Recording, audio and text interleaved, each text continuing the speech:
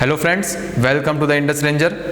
सो last class में हमने alcohol ख़त्म कर दिया था। उससे पहले हमने चैप्टर फर्स्ट एल्किल हैलाइड पढ़ चुका है। ठीक है, अब आज हम स्टार्ट करने हैं चैप्टर 3 ऑर्गेनिक केमिस्ट्री में, जिसका नाम है aldehyde, ketones and carboxylic acid. ठीक है, जिनको हम क्या बोल सकते हैं, कार्बोनिल कंपाउंड। क्या बोलेंगे? Carbonyl compound. देखो, कार्बोनिल कंपाउंड से क्या समझोगे कि तो कार्बोनिल कंपाउंड सिंपल सा मतलब है कि ऐसा कंपाउंड जिसके पास C double bond O group हो। ठीक है, C डबल बॉन्ड O। अगर जिस भी कंपाउंड के पास ये वाला ग्रुप है C डबल बॉन्ड O, उस कंपाउंड को हम कार्बोनिल ग्रुप बोलेंगे। ठीक है, और इसको हम डिवाइड कर दिए हैं बहुत सारे फंक्शनल ग्रुप में। जैसे कि हमारा कार्बोनिल कंपाउंड के different type of functional group हैं इसमें। ठीक है, बहुत सारे फंक्शनल ग्रुप इसमें मिलेंगे। एक एक करके हर एक कार्बोनिल कंपाउंड को क्या करेंगे, हम डिस्कस करेंगे। जिस भी कंपाउंड के पास हमारा C double bond O group होगा वो क्या होगा, कार्बोनिल कंपाउंड होगा। ठीक है, इसके बारे में भी स्टडी करेंगे, C double bond O group के नेचर के बारे में स्टडी करेंगे। पहले तो हम समझेंगे कि कार्बोनिल कंपाउंड को कितने टाइप्स में क्लासीफाई किया गया है। जितने टाइप्स में क्लासीफाई किया गया हुआ, हर एक टाइप को क्या हम इसमें पढ़ना है। जितने भी कार्बोनिल कंपाउंड्स होते हैं वो सारे के सारे हमें पढ़ने हैं। ठीक है, तो देखो, सबसे पहला जो होता है वो मेरा क्या होता है, एल्डिहाइड। एल्डिहाइड, ठीक है, तो एल्डिहाइड में क्या होगा, एल्डिहाइड में क्या होगा कि एल्डिहाइड में C डबल बॉन्ड O के साथ क्या होगा, H होगा। ठीक है, C डबल बॉन्ड O के साथ क्या होगा, मेरा H होगा। तो ये मेरा क्या हो जाएगा, एल्डिहाइड। ठीक है, दूसरा जो होता है वो मेरा क्या होता है, कीटोन। कीटोन में क्या होगा कि C डबल बॉन्ड O जो ग्रुप होगा, ये ग्रुप होगा, ये मेरा इधर R से जुड़ेगा, इधर क्या जुड़ेगा, R से। मतलब अगर C डबल बॉन्ड O अकेला है और साथ में हाइड्रोजन है तो वो हमारा क्या हो जाएगा, एल्डिहाइड ग्रुप हो जाएगा। ठीक, और अगर C डबल बॉन्ड O के साथ ये मेरा R ग्रुप हो गया, ये दोनों साइड एल्किल ग्रुप आ जाएंगे, तो वो मेरा क्या हो जाएगा, कीटोन की कैटेगरी में आ जाएगा। ठीक है, अब आगे देखो, थर्ड हमारा क्या आ जाएगा, देखो, एस्टर। एस्टर की हम बात करते हैं। ठीक है, एस्टर। तो एस्टर की अगर हम बात करेंगे तो इसका जो होता है वो क्या होता है, C double bond O R।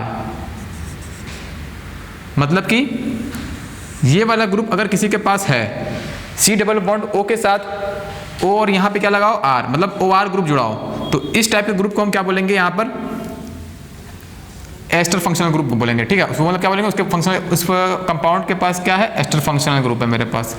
ठीक है, ये हो गया। अब इसके बाद जो है मेरा चौथा जो आता है वो मेरा क्या होता है, कार्बोक्सिलिक एसिड। क्या होता है, कार्बोक्सिलिक एसिड।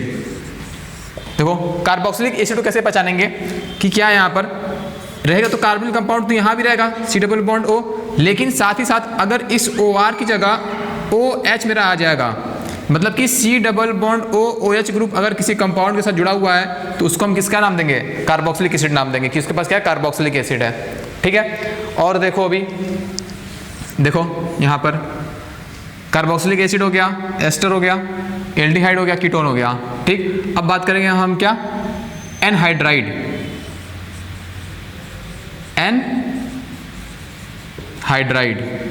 एनहाइड्राइड को समझना कैसे समझेंगे, देखो, इसमें भी होगा क्या, कार्बोनिल कंपाउंड होगा ही होगा। ठीक है, अब एक O आ जाएगा, फिर C डबल बॉन्ड O ये। अगर किसी कंपाउंड के पास ये ग्रुप है, इसको ऐसे भी सकते हैं,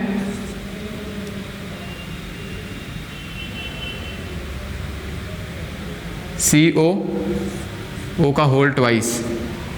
ठीक है, ऐसे भी सकते हैं इसको कभी भी। तो देखो, COO है, ये COO का मतलब क्या है कि ये C डबल बॉन्ड O। ठीक है, होल ट्वाइस का मतलब क्या है कि इसी O के पास फिर से क्या हो जाएगा, C डबल बॉन्ड O। कहीं तुमको ऐसे देखने को मिलेगा। ठीक है, ये वही चीज़ है।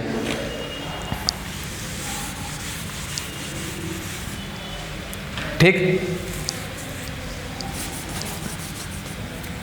अच्छा, आगे देखो, तो जिस भी कंपाउंड के पास ये ग्रुप मेरे पास होगा, C double bond O C double bond O होगा। ठीक है, तो इसको हम क्या बोलेंगे, एनहाइड्राइड बोलेंगे। चौथा हमारा क्या आता है, लास्ट, एमाइड। एमाइड को समझना, C डबल बॉन्ड O और इसके साथ क्या होगा, यहाँ पर NH2 ग्रुप जुड़ा होगा। अगर ये ग्रुप है C double bond O NH2 group जुड़ा हुआ है, C double bond O NH2 group जुड़ा हुआ है, तो हमारे किस कैटेगरी में आएगा, एमाइड कैटेगरी में आएगा। ठीक है, तो ये जो है हमारे क्या है, बेसिक कार्बोनिल कंपाउंड्स हैं। ठीक है, बेसिक कार्बोनिल कंपाउंड्स है aldehyde, ketone, ester, carboxylic acid, ester and amide. ठीक, अब इसमें और कुछ नहीं है। तो समझना है, तो सब में कॉमन क्या है, सब में कॉमन क्या है, सब में कॉमन क्या है, कार्बोनिल कंपाउंड क्या है, कॉमन है। ठीक है, तो जिस भी कंपाउंड के पास C डबल बॉन्ड O होगा वो हमारा कार्बोनिल कंपाउंड्स कैटेगरी में आएगा। और वो इसकी अपनी कुछ अलग केमिकल्स रिएक्शंस होती हैं, कुछ अपनी इसकी केमिकल रिएक्शन होती हैं। ठीक है, स्पेसिफिक केमिकल रिएक्शन होती है, इसकी अपना कुछ नेचर होगा। ठीक है, जो नेचर इसका होगा वो सारे के सारे दिखाएंगे। ठीक है, जो केमिकल रिएक्शन ये शो करेगा केमिकल कंपाउंड, क्योंकि एल्डिहाइड, कीटोन सारे के सारे C डबल बॉन्ड O रखे हुए हैं, तो जो भी केमिकल रिएक्शन ये शो करेगा सारे के सारे क्या होंगे, वही सेम केमिकल रिएक्शन शो करेंगे। ठीक है, तो बस पहचानना है कि हमारा कौन सा कंपाउंड कौन सा है। ठीक है, ये ester, carboxylic acid, amide, anhydride. ठीक, तो सबसे पहले देखो यहाँ पर तो मैं टाइप्स ऑफ कार्बोनिल कंपाउंड पढ़ लिया। अब हम थोड़ा सा पढ़ेंगे कार्बोनिल कंपाउंड के नेचर के बारे में। ठीक है, नॉमेनक्लेचर वगैरह सब लास्ट में देख लेंगे। ठीक है, वो कोई बहुत बड़ी चीज़ नहीं है, हमें समझना है कि हमें किस टाइप के रिएक्शन से शो करेगा। बहुत ही इंपॉर्टेंट टॉपिक है ये, क्योंकि हमें इसमें 3 चीज़ें पढ़नी है, एल्डिहाइड पढ़ना है, कार्बोक्सिलिक एसिड पढ़ना है, ठीक है, और कीटोन पढ़ना है। ठीक है, तो लंबा चैप्टर होने वाला है ये। ठीक है, तो सबसे पहले हम बात करेंगे क्या, nature of C double bond O। ठीक है, nature of C double bond O, nature of CO। ठीक है, nature of C double bond O। ठीक, तो देखो समझना थोड़ा ध्यान से, C डबल बॉन्ड O, ये 2 बॉन्ड इसलिए बना है कि कार्बन की 4 वैलेंसी होती है। ठीक है, यहाँ कुछ भी हो सकता है, इस एरिया पे कुछ भी हो सकता है, जो होगा वो हमारा उस फंक्शनल ग्रुप को डिफाइन करेगा। ठीक है, तो इसलिए यहाँ पे हम डबल एरो क्या दिखा, 2 बॉन्डेड अलग से दिखा देते हैं। ठीक है, तो समझना, देखो ऐसे बना देते हैं।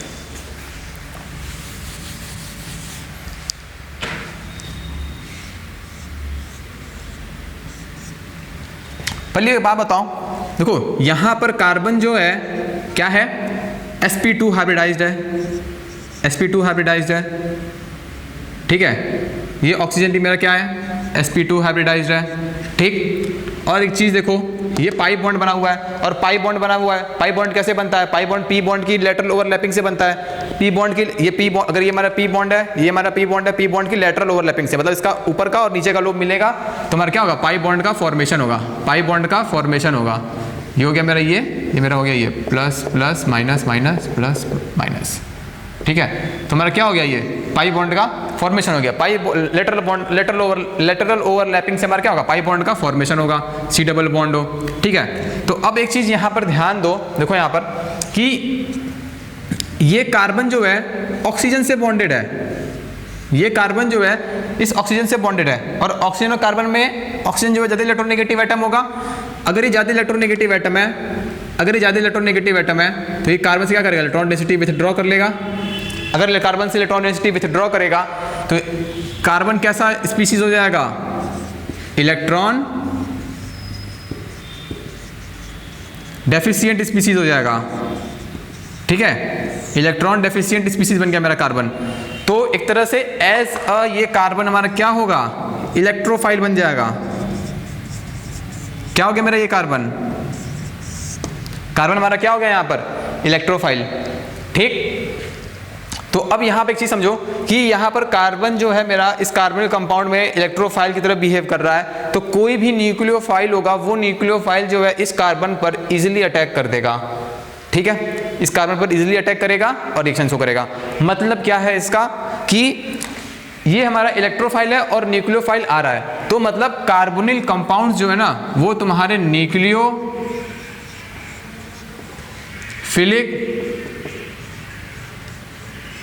एडिशन रिएक्शन शो करते हैं।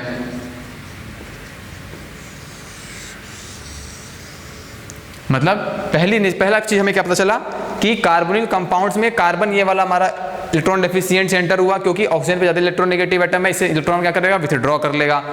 जब इलेक्ट्रॉन विथड्रॉ कर लेगा तो एज अ ये मेरा इलेक्ट्रोफाइल की तरह बिहेव करेगा। जब ये इलेक्ट्रोफाइल की तरह बिहेव करेगा तो कोई भी न्यूक्लियोफाइल जो है इस कार्बन पर जो है इजीली आके अटैक कर सकता है, और इस तरीके के रिएक्शन को जिस कार्बन कंपाउंड जो इस तरीके के जो रिएक्शन शो करता है उसको हम लोग क्या बोलते हैं, न्यूक्लियोफिलिक एडिशन रिएक्शन शो करता है, न्यूक्लियोफिलिक एडिशन रिएक्शन बोलते हैं। ठीक है, तो पहली रिएक्शन हमें पता चली कि कार्बन कंपाउंड जो है न्यूक्लियोफिलिक एडिशन रिएक्शन शो करता है। एल्किल हैलाइड में हमने क्या पढ़ा था, न्यूक्लियोफिलिक सब्स्टिट्यूशन रिएक्शन शो करता है, क्योंकि वहां पर क्या होता था, वहां पर RX में क्या होता था, न्यूक्लियोफाइल जो है मेरा आता था और यहाँ से X को रिप्लेस करता था। यहाँ पे ऐसा कोई रिप्लेसमेंट नहीं है, यहाँ पे न्यूक्लियोफाइल आएगा और इस कार्बन पे आके ऐड हो जाएगा, तो इस वजह से उसको हम क्या बोलते हैं, न्यूक्लियोफिलिक एडिशन रिएक्शन। यहाँ कोई लिविंग ग्रुप की तरफ काम नहीं कर रहा है, ठीक है, न्यूक्लियोफिलिक एडिशन रिएक्शन बोलते हैं। ठीक है, तो पहली चीज तो ये मालूम चली। ठीक है, अच्छा एक चीज और है, कार्बोनिल कंपाउंड से क्लासिफिकेशन में एक और ऐड कर लेना, उसको हम क्या बोलते हैं, एसाइल क्लोराइड बोलते हैं, एसाइल क्लोराइड। ठीक है, इसका फॉर्मूला क्या होता है, C+O Cl। ठीक है, C+O Cl मतलब किसी भी कंपाउंड के पास अगर ये वाला है C+O Cl है, ठीक है, तो वो हमारा क्या होगा, एसाइल क्लोराइड की तरह बिहेव कर, एसाइल क्लोराइड फंक्शनल ग्रुप में आ जाएगा। फंक्शनल ग्रुप तो नहीं बोल सकते इसको, ठीक है, एसाइल क्लोराइड की तरह का कंपाउंड ही एक तरह से। ठीक है, ये भी केमिकल, ये भी इसी कैटेगरी में आता है, कार्बन की कैटेगरी में आता है, उसके पास C+O ग्रुप है। ठीक है, तो एक उसमें ये भी नोट, एक नोट उसमें भी ये भी कर लेना, एसाइल क्लोराइड को भी नोट कर लेना। ठीक, अब बात करते हैं, देखो carbon compound nucleophilic addition show करता है। ठीक है, एक चीज तो हमें ये मालूम चल गई, अगर sp2 है तो इस कार्बन का बॉन्ड एंगल यहाँ पे क्या हो जाएगा, नोट कर लेना, बॉन्ड एंगल यहाँ पे क्या हो जाएगा, 120 डिग्री हो जाएगा। ठीक है, और कुछ जनरल, हाँ ये हो गया। अब इसके बाद देखो कुछ जनरल तुम्हारे जो हैं कार्बोनिल कंपाउंड्स होते हैं। ठीक है, जनरल कार्बोनिल कंपाउंड्स होते हैं, जैसे कि नाम याद रखना थोड़ा थोड़ा, जब IUPAC नेम पढ़ाएंगे तो वहाँ पे सबका IUPAC नाम करा देंगे। अभी फिलहाल कोई जनरल एल्डिहाइड पढ़ लो, जैसे कि HC+OH। ठीक है, इसको हम क्या बोलते हैं, फॉर्मल्डिहाइड, फॉर्मल्डिहाइड। ठीक है, अगर इस H जगह हम क्या लगा दें, CH3 लगा दें, CH3 C+OH। ठीक है, तो ये मेरा क्या हो जाएगा, एसिटल्डिहाइड।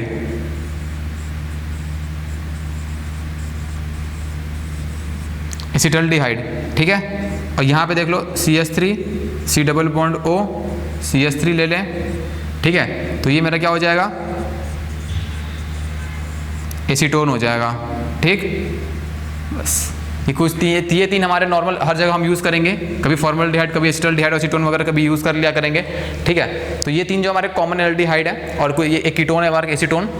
ठीक है, तो न्यूक्लियोफिलिक एडिशन रिएक्शन हमारा क्या होगा, अगला टॉपिक होगा जिसमें हम पढ़ेंगे। उससे पहले हम न्यूक्लियोफिलिक एडिशन रिएक्शन से पहले, हाँ न्यूक्लियोफिलिक एडिशन रिएक्शन हमारा पहला टॉपिक होगा, उसके बाद उसमें हम देखेंगे क्या होता है, कैसे रिएक्शन हमारी ये दिखाता है। ठीक है, तो हमारा अगला हेडिंग क्या रहेगा, न्यूक्लियोफिलिक एडिशन रिएक्शन। ठीक है, इसमें हमें कुछ रिएक्शंस पढ़नी है। ठीक है, जैसे कि हमें एल्डोल कंडेंसेशन पढ़ना है, कैनिजारो रिएक्शन पढ़नी है। ठीक है, उस रिएक्शंस को समझने के लिए हमें टाउटोमेरिज्म समझना पड़ेगा एल्डिहाइड और कीटोन का। ठीक है, कुछ टर्म्स होंगे उनको समझना होगा।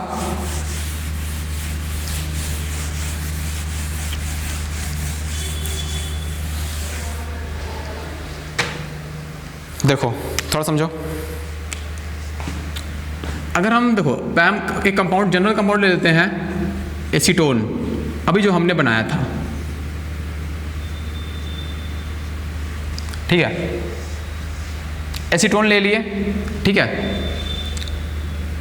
और हम क्या कर दे, H+ ले लिए वाटर के प्रेजेंस में, मतलब एसिडिक मीडियम ले लिए, H+ एंड वाटर। ठीक है, H+ एंड वाटर ले लिए। ठीक, इस ऑक्सीजन के पास 2 लोन पेयर हैं। ठीक है, देखो एक चीज़ तो हम पहले, ये देखो एक चीज़ पहले बता चुके हैं कि देखो अगर मेरे पास C के पास एक O है और एक C के पास O+ है। ठीक है, तो कौन सा कार्बन इलेक्ट्रॉन ज़्यादा डेफिशिएंट होगा, A और B में। ठीक है, A और B में कौन सा ज़्यादा इलेक्ट्रॉन डेफिशिएंट होगा, B वाला होगा। ठीक है, B जो है ज़्यादा इलेक्ट्रॉन डेफिशिएंट होगा। ठीक है। अगर तो न्यूक्लियोफाइल की बात करें तो न्यूक्लियोफाइल किस पे अटैक करेगा, देखो न्यूक्लियोफाइल किस पे अटैक करेगा, न्यूक्लियोफाइल का काम क्या है, इलेक्ट्रोफिलिक सेंटर पे अटैक करना, ठीक है। तो जो सेंटर सबसे ज्यादा इलेक्ट्रोफिलिक होगा, न्यूक्लियोफाइल का एडिशन या न्यूक्लियोफाइल का अटैक उस पे क्या होगा, फास्टर होगा, ठीक। तो देखो यहाँ पे सी के पास ये भी इलेक्ट्रॉन डेफिशिएंट है, ये भी इलेक्ट्रॉन डेफिशिएंट है, पर इलेक्ट्रॉन डेफिशिएंट, अगर इलेक्ट्रॉन डेफिशिएंसी की हम बात करें तो इन दोनों में बी ज्यादा इलेक्ट्रॉन डेफिशिएंट है। अगर बी हमारा ज्यादा इलेक्ट्रॉन डेफिशिएंट है तो न्यूक्लियोफाइल का अटैक इस पर ज्यादा फास्टर होगा इन कंपैरिजन टू ए। तो रेट ऑफ न्यूक्लियोफिलिक एडिशन या न्यूक्लियोफिलिक एडिशन कोई बोल दो, रेट ऑफ न्यूक्लियोफाइल एडिशन हमारा क्या होगा, फास्टर होगा कार्बन पर, ठीक है। तो ऐसे ही देखो यहां पर कि ये कार्बन जो है ना, ये कार्बन जो है इलेक्ट्रॉन डेफिशिएंट है तो उसके बाद पार्शियल पॉजिटिव हो जाएगा, पार्शियल क्या होगा, निगेटिव हो जाएगा, ठीक है। पर अगर इस सेंटर को मेरे को और एक्टिवेट करना है, इस कार्बन सेंटर को मेरे को और एक्टिवेट करना है तो मेरे को क्या करना पड़ेगा, मेरे को इस ऑक्सीजन को पॉजिटिव चार्ज करना पड़ेगा। अगर ये ऑक्सीजन पॉजिटिव चार्ज स्पीसीज हो गया तो ये कार्बन जो है और भी ज्यादा इलेक्ट्रॉन डेफिशिएंट हो जाएगा। तो अगर ये कार्बन और इलेक्ट्रॉन डेफिशिएंट हो गया तो रेट ऑफ न्यूक्लियोफाइल का एडिशन क्या हो जाएगा, और क्या हो जाएगा, फास्टर हो जाएगा। तो जिस भी अगर कोई रिएक्शन हमारी नॉर्मल न्यूक्लियोफाइल नहीं शो करता है तो अगर उसमें हम थोड़ा सा H+ डाल देंगे, ठीक है, H+ डाल देंगे तो होगा क्या कि ये O जो है अपना इलेक्ट्रॉन इसको क्या कर देगा, डोनेट कर देगा। अगर अपना इसको डोनेट कर देगा ये अपना O अपना इसको, तो CCH3 डबल बॉन्ड O, ये H, ये पॉजिटिव, और ये क्या बन गया, एक रोलोन पर बच जाएगा इसके पास, क्या हो गया, CH3। तो अब देखो यहाँ पर ऑक्सीजन अब पॉजिटिव चार्ज स्पीसीज हो गया तो ये जो है हमारा सेंटर क्या हो गया, और भी ज्यादा क्या हो गया, इलेक्ट्रोफाइल हो गया, और भी इलेक्ट्रोफिलिक सेंटर हो गया। और हमारे पास रिएक्शन मीडियम में क्या है, वाटर है, ठीक है, क्या है, वाटर है, ठीक है।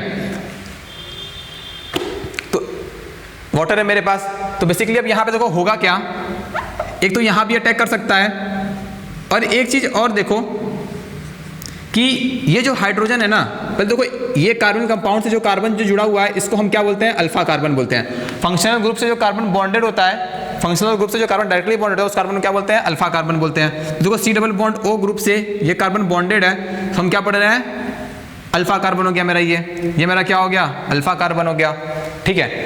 देखो इसको पॉजिटिव करने का मेरा मोटिव क्या था, इसको पॉजिटिव करने का मेरा मोटिव क्या था, एक तो न्यूक्लियोफिलिक एडिशन फास्टर तो होगा ही होगा, एक चीज और देखो ये मेरा कार्बन sp2 हाइब्रिडाइज्ड है, ठीक है, ये कार्बन मेरा क्या है, sp3 हाइब्रिडाइज्ड है, ठीक है। तो एक बात बताओ, इलेक्ट्रोनेगेटिविटी डिफरेंस आएगा कि नहीं आएगा, इलेक्ट्रोनेगेटिव डिफरेंस आएगा, sp2 ज्यादा इलेक्ट्रोनेगेटिव कि sp3 ज्यादा इलेक्ट्रोनेगेटिव। अगर इलेक्ट्रोनेगेटिविटी की हम बात करें, इलेक्ट्रोनेगेटिविटी की हम बात करें तो sp2 जो है वो मेरा क्या है, ज्यादा इलेक्ट्रोनेगेटिव होगा sp3 से, क्यों, क्योंकि इससे परसेंट एस कैरेक्टर ज्यादा होता है, ठीक है, 33.3% है इसमें एस कैरेक्टर में 25% है। तो जितना ज़्यादा परसेंट एस कैरेक्टर होगा उतना ज़्यादा क्या होगा, इसकी इलेक्ट्रोनेगेटिविटी होगी, ठीक है। तो ये ज़्यादा इलेक्ट्रोनेगेटिव है तो इस बॉन्ड में क्या होगा, पोलैरिटी, मतलब ये हाइड्रोजन जो है बेसिकली क्या हो जाएगा तुम्हारा, एसिडिक हो जाएगा, ठीक है। एक तरीके की ये रिएक्शन शो करता है, ठीक है, ये हाइड्रोजन जो है तुम्हारा क्या हो जाएगा, ज़्यादा एसिडिक हो जाएगा।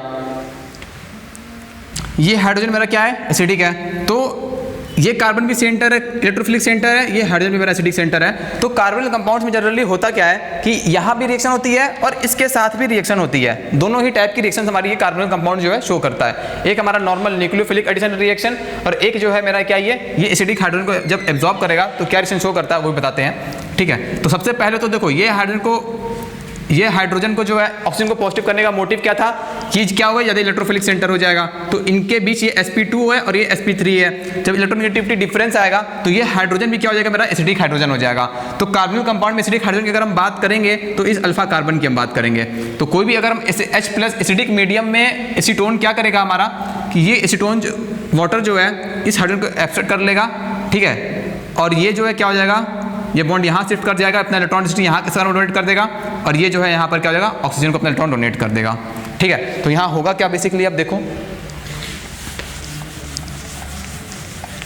यहाँ होगा क्या, देखो ये बात सबको क्लियर है, तो ध्यान से सब देखो अभी क्या क्या बता चुके हैं, देखो समझ लो जरा। देखो पहली बात तो कार्बोनिल कंपाउंड जो है तुम्हारा कार्बोनिल कंपाउंड्स में ये कार्बन जो है मेरा इलेक्ट्रॉन डेफिशिएंट सेंटर होता है, ठीक है। तो कोई भी न्यूक्लियोफाइल होगा वो उस कार्बन पे आके अटैक करेगा, एक reaction nucleophilic addition reaction show करेगा, ठीक। उसके साथ ही साथ ये कार्बन जो है ना, इस कार्बोनिल कंपाउंड से जुड़ा हुआ जो अल्फा कार्बन है ये हाइड्रोजन भी एसिडिक होता है, ठीक है। कब एसिडिक होगा? जब हम एसिडिक मीडियम की हम बात करेंगे, तो एसिडिक मीडियम की हम बात करते हैं तो एसिडिक मीडियम में ऑक्सीजन जो है अपना डोनेट करेगा, पॉजिटिव चार्ज हो जाएगा। अगर ये पॉजिटिव चार्ज हो जाएगा तो ये कार्बन जो है मेरा इलेक्ट्रॉन डेफिशिएंट हो जाएगा। ये कार्बन sp2 हाइब्रिडाइज्ड है, ठीक है, और ये कार्बन sp3 हाइब्रिडाइज्ड है। दोनों के बीच में इलेक्ट्रोनेगेटिविटी का डिफरेंस है, जहां भी जैसे बात बताओ इलेक्ट्रोनेगेटिव डिफरेंस है दोनों के बीच में, O और H में इलेक्ट्रोनेगेटिव डिफरेंस बहुत ज़्यादा है, तो ये हाइड्रोजन कैसा हो जाता है? एसिडिक हो जाता है। तो इस हाइड्रोजन को एसिडिक बनाने के लिए, हम इसको क्या एसिडिक मीडियम में क्या कर दिए हैं, हम कार्बन कंपाउंड को ट्रीट कर दिए हैं, तो हमारा हाइड्रोजन क्या और भी ज़्यादा एसिडिक हो गया, ठीक है। अगर हमारा रिएक्शन एसिडिक मीडियम है तो हमारा हाइड्रोजन और भी ज़्यादा एसिडिक हो जाएगा। तो अब हम न्यूक्लियोफाइल को डालेंगे ना, तो वो न्यूक्लियोफाइल इस कार्बन पर जाने की बजाय इस हाइड्रोजन क्या कर लेगा? एसिडिक कर लेगा। मतलब ये इस सेंटर से ज़्यादा ये इलेक्ट्रॉन डेफिशिएंट हो गया, इस कार्बन सेंटर से ज़्यादा इलेक्ट्रॉन डेफिशिएंट हमारा क्या होगा? ये हाइड्रोजन हो गया। तो यहाँ पे होगा क्या?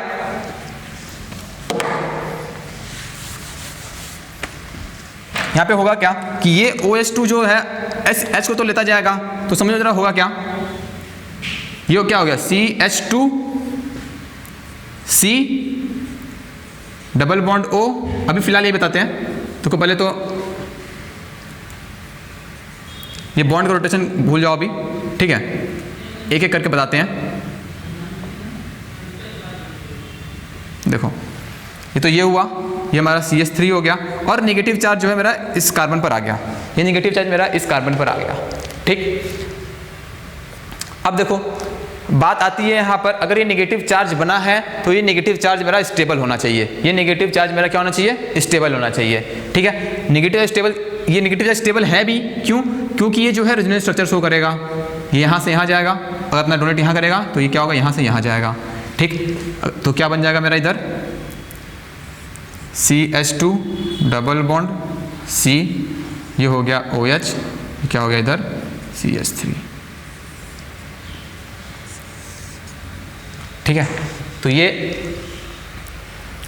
बेसिकली थोड़ा सा हिंट डाल दो कि तुम इनॉल केमिस्ट्री पढ़ रहे हो, थोड़ा सा इनॉल, ठीक है, इनॉल केमिस्ट्री पढ़ रहे हो, ठीक। समझो जरा सा यहाँ पे क्या होगा। यहाँ जो कंपाउंड बना है ना, यहाँ तक तो ठीक था, ये एसिडिक प्रोटॉन यहाँ से चला गया, ये नेगेटिव चार्ज मेरा स्टेबलाइज्ड है यहाँ पर, तभी तो ये बना है। कैसे स्टेबलाइज है? रेजोनेंस के थ्रू स्टेबलाइज है। ये नेगेटिव चार्ज इस कार्बन के पास जाएगा, इस बॉन्ड के बीच में, ये बॉन्ड पाई बॉन्ड टूट के OH पास से चला जाएगा। तो यहाँ पे हुआ क्या? देखो ये जो हमारा कार्बोनिल कार्बन था पहले, इस कार्बोनिल कार्बन के पास देखो डबल बॉन्ड भी है साथ में और OH भी है। तो डबल बॉन्ड के लिए हम नाम में क्या यूज करते हैं? इन, और ऑक्सीजन के लिए हम क्या, हाइड्रोक्सी ग्रुप के लिए क्या यूज करते हैं? ऑल। तो ठीक है, जो हमारा बना है इसको हम क्या बोलते हैं? जनरली क्या बोलते हैं? इनॉल बोलते हैं, ठीक है। क्या बोलते हैं? इनॉल बोलते हैं, ठीक है। तो ये इनॉल जो है, ये इनॉल जो है मेरा एज अ न्यूक्लियोफाइल की तरह बिहेव करेगा।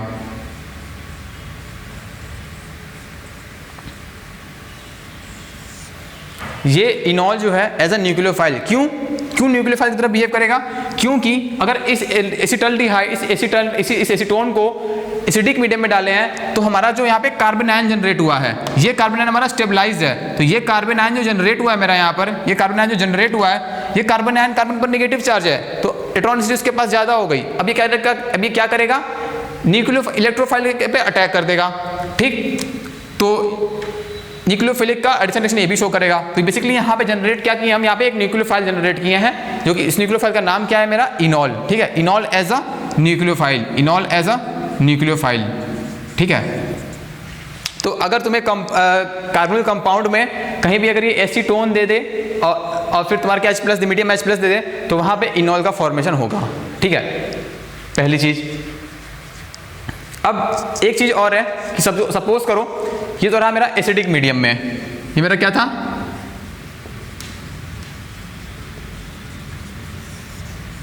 एसिडिक मीडियम था, ठीक है।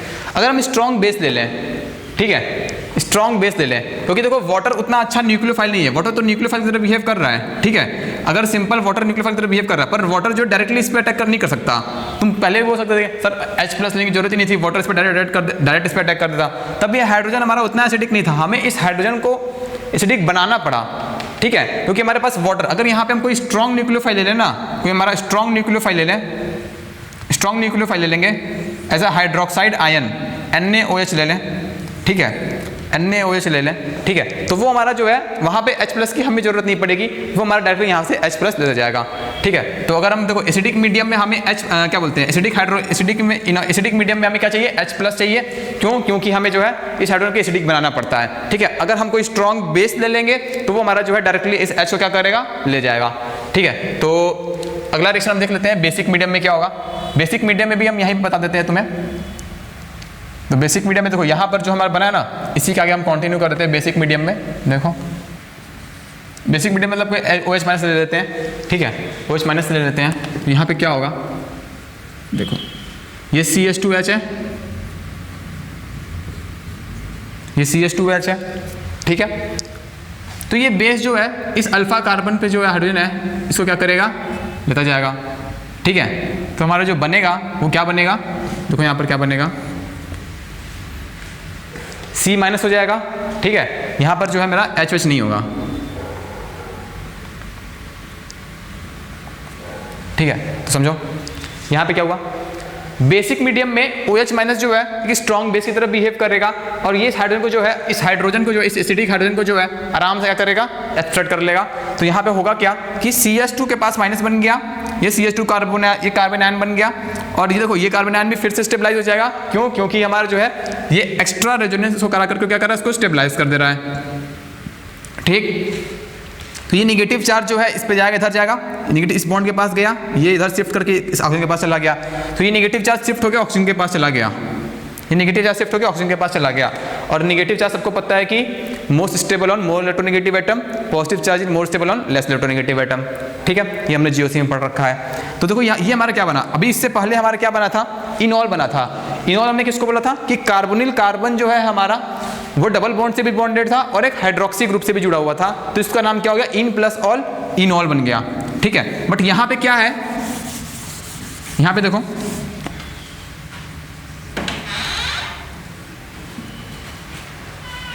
यहाँ पे क्या है, देखो ये कार्बन जो है, ये कार्बन जो है डबल बॉन्ड से भी बॉन्डेड है, तो इसका नाम क्या हो जाएगा, इन प्लस, ठीक है। ये O- है तो उसको हम क्या बोलेंगे, ओलेट, ठीक है। तो जो यहाँ पे कार्बन का फॉर्मेशन हुआ है इसको हम क्या बोलेंगे, इनोलेट बोलेंगे।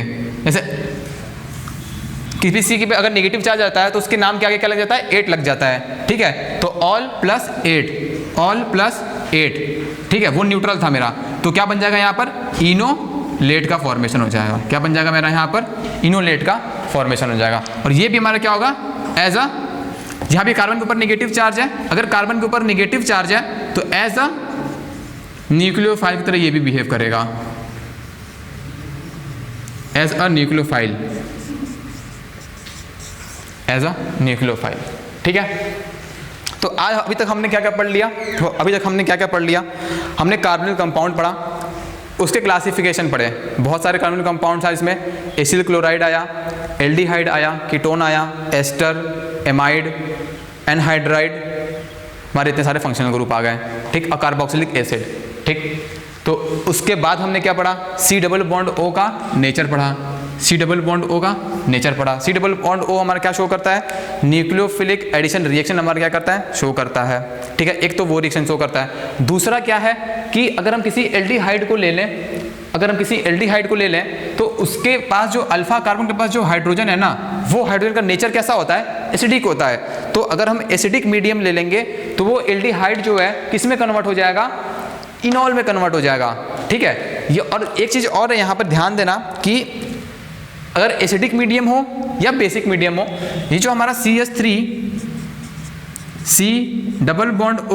CH3 है ना, ये इक्विलिब्रियम में होते हैं। हमें कैसे पता चला कि हमारा वो इनॉल बना या वो इनोलेट बना, क्यों, क्योंकि ये हमारे इक्विलिब्रियम में होते हैं।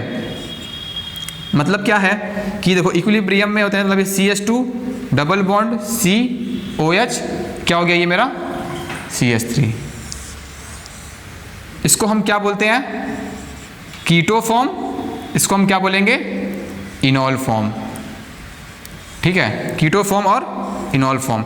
इसी वजह से जो है हम यहाँ पर क्या पढ़ रहे हैं, कभी एक बार एसिडिक मीडियम में इनॉल पढ़े और बेसिक मीडियम में इनोलेट पढ़े, तो ये हमारे दोनों जो है इक्विलिब्रियम में एग्जिस्ट करते हैं। और इस फिनोमिनन को हम लोग क्या बोलते हैं, टॉटोमेरिज्म बोलते हैं। क्या बोलते हैं, टॉटोमेरिज्म।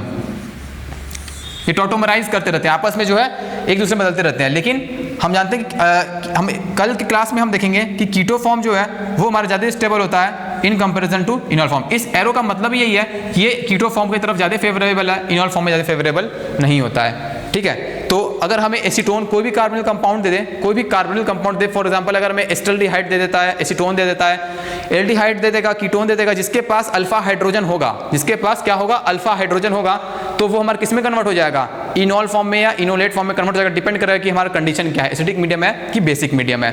ठीक है, जनरली वो हमेशा किस फॉर्म में रहता है, इनॉल फॉर्म में ही होता है, और इनॉल फॉर्म कीटो फॉर्म में ही होता है, और कीटो फॉर्म जो हमारा क्या होता है, ज़्यादा स्टेबल होता है। तो एक रिएक्शन हमारा जो है ये भी है कि कीटो फॉर्म इनॉल फॉर्म बनाने का तरीका। ठीक है, तो अगली क्लास में हम क्या देखेंगे कि और भी इसी कौन कौन सी रिएक्शंस हैं, जैसे कि अभी तो हमने सिर्फ कीटो इनॉल फॉर्म पढ़ा, अगली क्लास में देखेंगे nucleophilic addition reaction, carbonyl compound पर ये किस कंडीशन में रिएक्शन करता है और कौन कौन सी ऐसी रिएक्शंस है जो न्यूक्लियोफिलिक एडिशन रिएक्शन को दिखाती हैं। ठीक है, तो आज के लिए बस इतना ही, अगली क्लास में हम स्टार्ट करेंगे nucleophilic addition reaction. Thank you so much.